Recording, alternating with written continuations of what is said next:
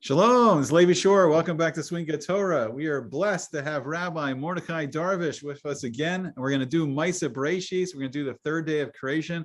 I think we'll just jump right in. Let me see if I can get the Pasukim up here on the screen. And we will start day 3. Okay. So the next pasuk that begins day 3 is Vayomer Elokim Yikavu Hamayim Mitachas Hashemayim. And Elokim, the aspect of din and justice of Hashem, of God, he says, let the waters be gathered beneath the heavens, beneath the sky. El makom echad, to one place. V'seira'eh hayabasha v'yechi chein.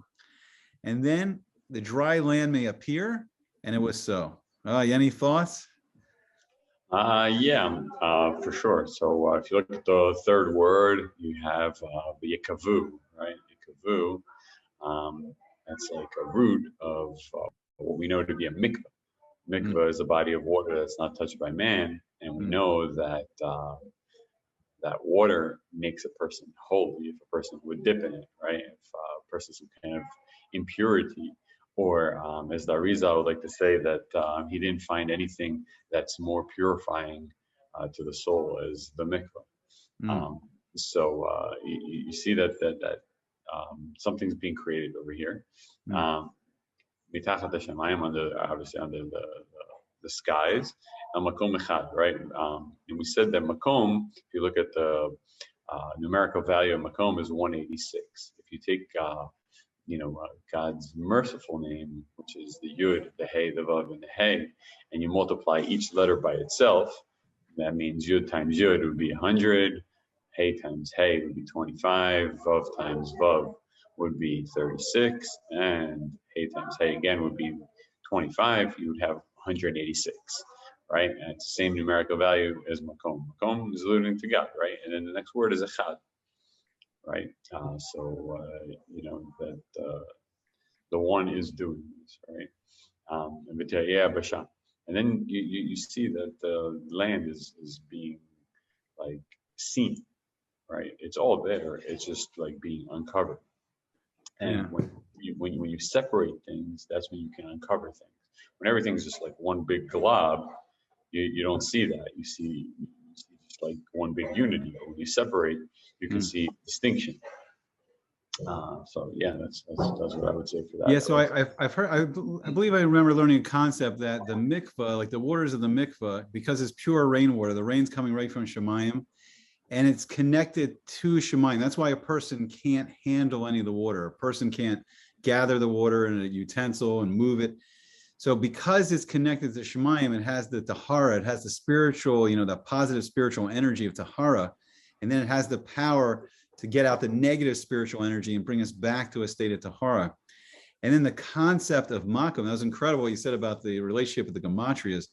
The concept of Makom, that Hashem is called, Hamakom, the place. And actually the whole universe is in the middle of this infinite being. And Hashem, the infinite being, the Ein Sof, he is the place of all the universe. The one place, the Echad, the unity. I apologize if I'm repeating anything you said. And then the dry land appears because we can't live for whatever reason. Like we talked about this on day 2, like water, Mayim is Torah, but Hashem didn't want us to live purely in the water. He wanted us to live on the land and then connect to the water. And then we see the place where we can live appear. So now we go to the next pasuk here. So Vayikra Elokim Layabasha Eretz. And Hashem calls the dry land, he calls this earth. He calls this the earth, the Eretz, the land, the earth. Ula mikveh hamayim. And the gathering of the waters, kara yamim, he calls these oceans. Vayareh Elokim kitov, and then God saw, Elokim saw this, that it was good. And so we saw on the second day, Hashem never says it's good, but here on the third day that we're bringing a unity. But the second day was a separation, a machlokas, a separation between the upper waters and the lower waters. And now we're bringing the gathering the water, we're unity, we're makom echad, everything's coming together, and that's good. That's what Hashem wants, unity. What do you think? Right, yeah. Again, we have that word mikvah, right? Yeah. He called the waters, right? He called yamim, seas. Our sages tell us that it should have said yam. Why did it say yamim, multiple seas? Because the fish in every locale tastes differently, That's to tell us that not every place on earth is the same. As the eye can attest to that. Another thing I thought of is very, very, Kabbalistic, if a person can hear it. It says, Vayar Elohim Kitov, right? And he saw that it was good. What does it mean, Vayar? Who cares what he saw? Mm. Right? Either it is or it isn't. What does seeing have to do anything with it? Yeah. So our Kabbalistic stages tell us that you emit energy and light from your face. Your mouth emits breath, your nose also. If you close your ears, there's a reverberation, but also your eyes emit something. To the point where our sages told us that 99% of people die of what's called the evil eye, and only 1% die of natural causes. That is scary. That's nuts, right? Yeah. So it's something that there's an energy that's emitted from the eyes, and a person, the Zohar says, a person that has a good eye, when he looks at something, he blesses it. A person has an evil eye, meaning like he has evil thoughts, evil intentions. When he looks at something, he curses it. So you see, Elohim, which you said is the aspect of judgment, is looking at something, but even that judgment is seeing that it's good. Yeah, I mean, we see that in this parsha. We're coming into parsha Noach, and it's said in the Gemara, when a tzaddik curses, it's really a blessing, because the tzaddik's goal is the improvement. So he curses his grandson Canaan, but the curse, the kalala, really was a bracha, because all he wanted Canaan to improve and grow spiritually and become a tzaddik himself. So the curse in this case was to motivate Canaan to become a tzaddik, So we see so here, exactly. So Hashem, the din aspect, but everything's for the good. Everything, if you're connected to the Torah, you're looking for the best for people, and you're looking how can you do that? Like, you want to give chesed, you want to give love and kindness to people. All of us, sometimes we need that little bit of that onish. Like, sometimes we're on the wrong path, and we need the tochaka. We need someone to say, "Hey, man, just chill out. This is not good what you're doing. You need to, And we all need that. We're all, sometimes it's confusing. We don't have the clarity of the Derech Hashem, and we need to get back on that path. And sometimes we need a little bit of this, a little bit of a push back in the right direction. Yeah, for sure. Also, another thing is that you see that God separated the waters, and there's a reason there's waves on the ocean, right? Because the waters want to come back to their natural place, which is to cover the earth. But there's an angel standing on top of each wave and striking it down, telling it, "Down, boy. Don't go and don't tsunami the world." So you see, if it wasn't for the Creator creating the world for a purpose, then things would just go into an utter state of chaos. Right, so we'll go to the next pasuk. So the next pasuk is Vayomer Elokim Tad She Haaretz. So then Elokim, he says, let the earth sprout like vegetation. So Asev Mazria Zera, and then it's it should be like plants that produce seeds. And then this is very interesting. He says, Eitz Pri Ose Pri. It should be a fruit tree that produces fruit lamino according to its type. And here, the intention, the potential of the world, which we're not at yet, was that Hashem wanted every tree to grow fruit, and the whole tree should taste like fruit. The leaves, the branches, the root, the bark, everything should taste like the fruit, and that's the ultimate potential of what Hashem wants. And we're going to see, it's very interesting, and then the ground does something different. And then Asher Zaro Vo Al Haaretz Vayichim. And then they should give fruit, and then there should be a seed in it. There should be seeds in it. It's seed in it upon the land, and it was so. Powerful. Yes, I'd say if you I just noticed right now, if you look at the word tadshe, right, ha'ar is desha. If you look at the word dash is like step on. Right, it's the step, and the grasses are being stepped on, constantly, right? Yeah. It says, a person shouldn't step on any kind of mitzvahs, whether he thinks they're great or small, it doesn't matter. It's like, look at the one who commanded them, not the greatness of the small ones. You shouldn't step on them. And he uses the words dash, right? Also, like what you said, that the tree is of fruit and it produces fruit. So we're going to see in the next verse that, the tree isn't of fruit. The tree isn't, originally it was supposed to be able to, you could take of the bark and eat it and have the same taste as a fruit. But, things got changed up. So this man is likened to a tree. As it says, Adam Uetz Hasadeh, a person is the tree of the field. And so originally, man was supposed to be good and live in that goodness and produce only good offspring.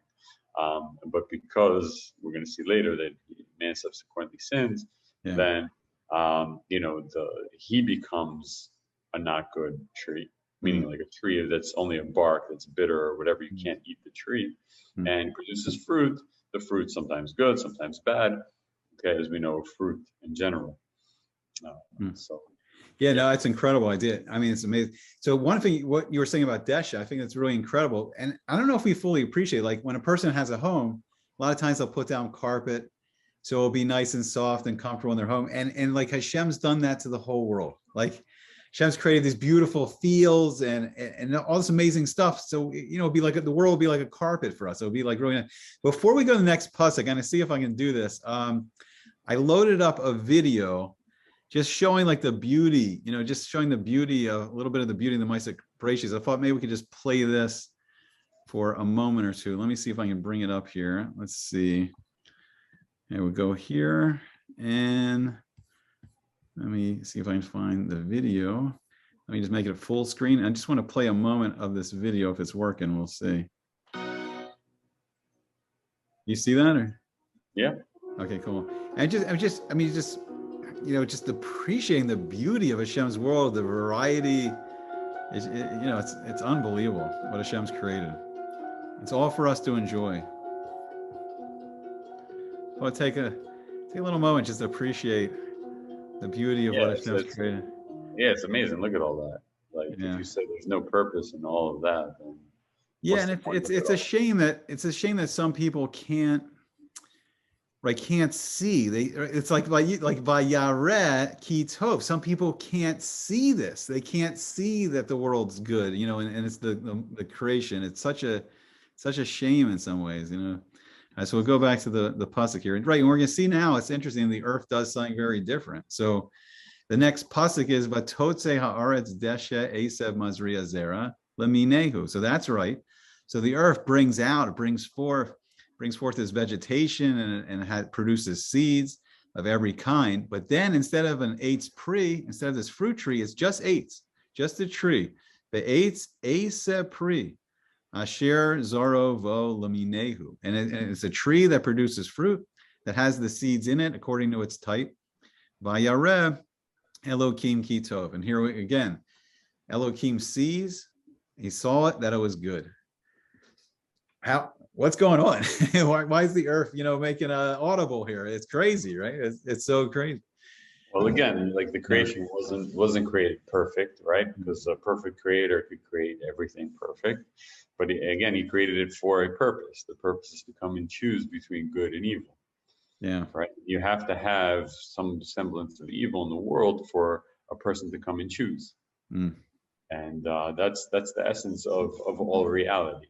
The world isn't created perfect. I think we get upset at each other, upset at the world, why it's not perfect. We try to perfect it all the time by creating and inventing and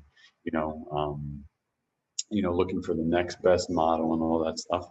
But we don't understand that God created an imperfect balance, and we're here just to choose the goodness and avoid the negativity.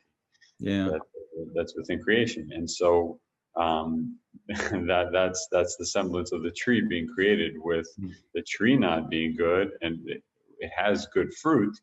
And I think you mentioned before when we were speaking that at the end everything will turn back to good. I think it goes, in the mushal of like a person's like the tree, right? So the fruit tree that produces fruit, the fact that all trees will produce fruit and all people will reach, their highest state of spiritual development. That was the state of Gan Eden, the state of the Garden of Eden before Adam and Chava, before Adam and Eve ate from the tree of knowledge. But ultimately, that's going to be the goal of all history.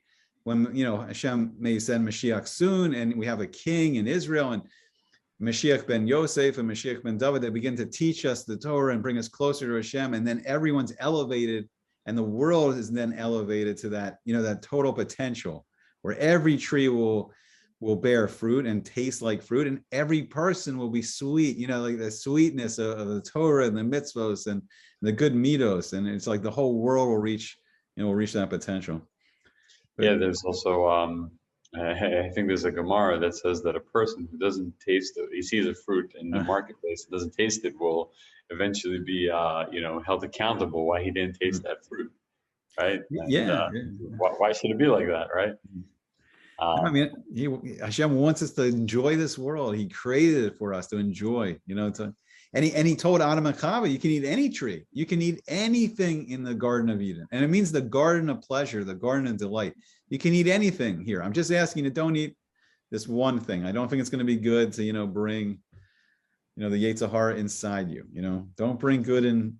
Don't mix good with, the evil. We want all good. We want the Eitz Chaim, the tree of life, all good. We want all good. I think that's the essence of eating kosher, right? Because you don't want to bring something that's deemed unkosher by God into yourself, into your being. Yeah. And so that's the whole idea. Like, eat from the goodness, don't eat from has good and evil in it, right? Because our sages tell us that a lie can't stand if it's a complete lie. It has to have some kind of truth mixed into it, right? And so the world, there's good in it and there's also bad, and they're mixed together. And sometimes if we don't have a heart to discern what's evil, we might look at something and point out its good side, and thinking, oh yeah, look, it's good. It has this, and this quality, and disregarding the bad side. And really, if you look at the total package, it is bad, right? What the Torah deems to us as unkosher, right, also has nutritional properties, right? For instance, like pork or meat and cheese, it has nutritional properties, right? It will give you some kind of strength, okay? So you can look at that aspect of it and disregard the one who commanded to not put it into you, right? And eventually, like, when you do put it in, you'll see who was right. You were the creator. I saw a very interesting story by the Vilna Gaon, right, the genius of Vilna, who said, there was once a king who sent one of his servants to another king. And he said to him, whatever you do, don't bet the other king. Just go, do what I tell you, say hello, give him gifts, and come back. Do not bet the other king. So the servant went off and he went to the other king. And as soon as he got there, everybody started laughing at him and started calling him a hunchback, right? He said, I'm not a hunchback. What are you guys talking about? No, you're a hunchback. We'll bet you $100 million that you are a hunchback. Like, oh my goodness, I can make the king so much money. I can do so much good with this. This is amazing. This is such a good opportunity, right? And so the guy, he takes him up on that offer, and they tell him, we have to strip you naked to make sure that you're not a hunchback. He says, for $100 million, I'll do it. And so, he does it, and they strip him, and they laugh at him and say, you're right, you're not a hunchback, okay? Here's $100 million, okay? Well, he goes back to the king, and he's very happy, and he's like, look, king, I got your $100 million. This is amazing. And he says, when I sent you over there, did you not think I know what I was doing? I told you don't bet them, right? Because of you, I lost $1 billion. Okay, I lost much more because I had another bet with them. Yeah. When I command you, do what I command. Don't do what you think is better. Okay, and that's what we need to learn. We need to learn that the world has goodness in it. Okay, but we have to follow our King. We have to follow our Father, our God, and and listen to it, because the world it's a designer world. It's designed to have these things, and we just have to choose good. Yeah. All right, so then, and then I love that much. So then the final pasuk here is Vayihi Erev, Vayihi Boker, Yom Shlishi, and it was evening, and it was morning, and it's the third night. I mean, third day. Sorry, third day. And right, and you want to say, or like, right, it's the crowd, like in the Jewish calendar, right? Everything begins at night. We daven Mariv. That's the beginning of the new day. So right here, we're learning Torah, and we're starting our day off, in a great way, because it's all really the what you do at night is what really begins your day. It's interesting because we don't always think about that in the Western world. Right. The day doesn't begin at midnight, right? It doesn't begin in the morning, right? Actually begins at sunset, and that's the whole theme of the world. It's chaos that turns into order. Yeah. Right. It's not, some people think that, everything has to be perfect. Perfect God, can he create a perfect world? No, it's a designer world. Again, it's designed for a purpose. So yeah, in the beginning, everything is dark, not good, but slowly as dawn approaches too, it's not like one shot. Dawn approaches, and anybody who's prayed in the morning, who's up early in the morning, there's a gradual change of the night sky from dark, black to darker blue, eventually lighter blue, until eventually it's very light blue, and you see the sun come up, right? And that's basically the whole theme of creation. The whole theme of creation is turning the bad into good, and that's all our job is too. It's not just follow God's dictates and do what He says, and that's it. Like we're in a circus and He's just throwing us some peanuts for following the rules, right? No, but we're actually infusing the whole world with goodness and with this light by every action, word, or thought that we have. And so we become sort of partners in creation with God. Yeah, no, I think that's fantastic. I think we'll leave it there for day 3. And please, like, share, subscribe. We should really say at the beginning. And if anyone has any Torah questions, we would love it. We'd be more than happy to answer any Torah questions people have, and we'd love to hear from you guys. Any final words, or should we just gear up for day 4? No, go on to day 4. Okay, so let me